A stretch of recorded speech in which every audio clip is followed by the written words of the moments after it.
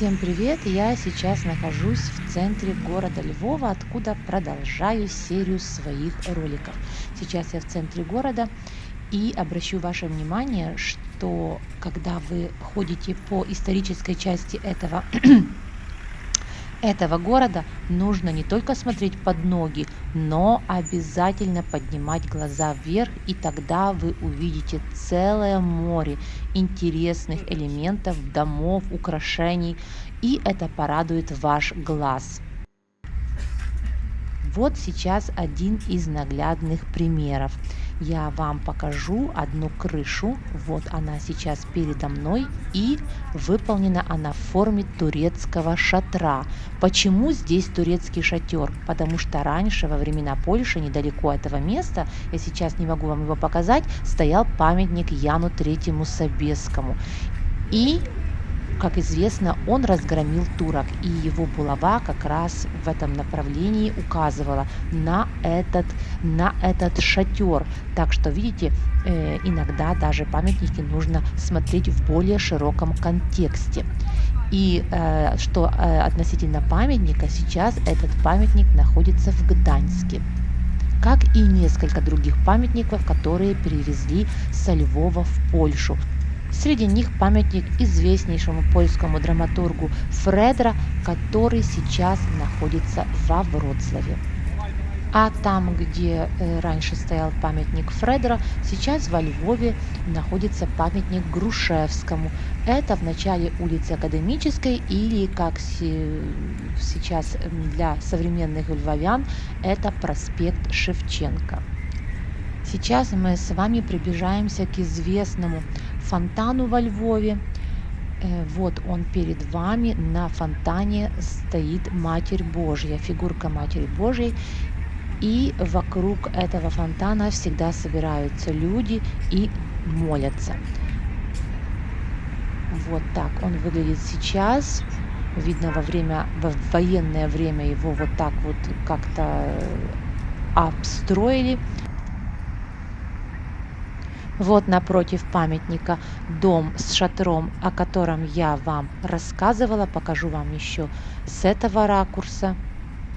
Очень оригинальная задумка. Вот такой угловой прекрасный дом.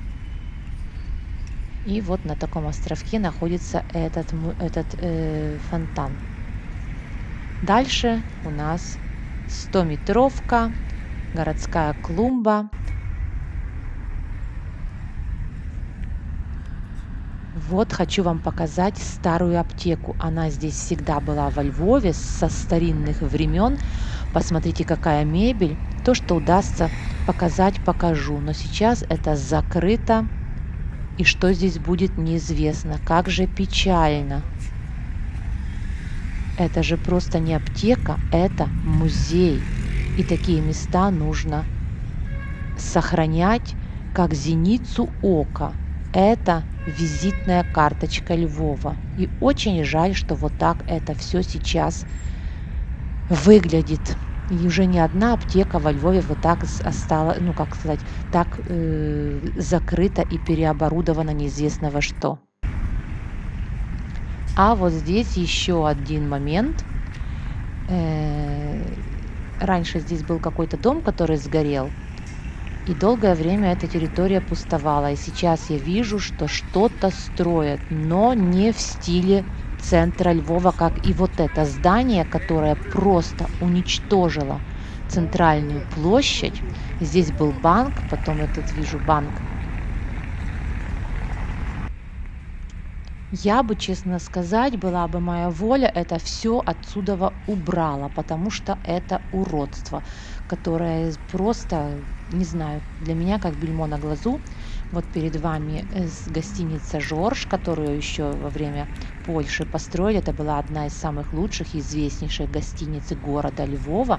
Даже где-то я читала в книжке по шахматам, что когда Алехин был во Львове, он как раз останавливался в этой гостинице. Но не только он, в этой гостинице останавливалось очень много известнейших мировой славы людей.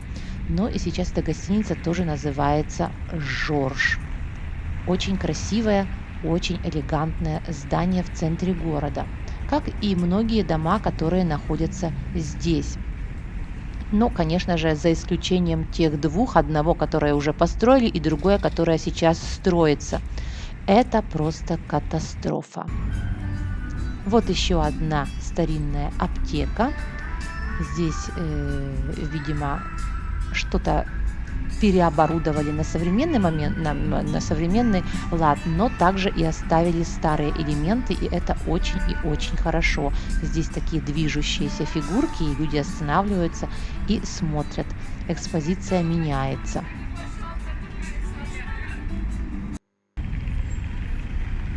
А мы сейчас находимся с вами на следующей площади. Здесь поставили памятник Данилу Галицкому.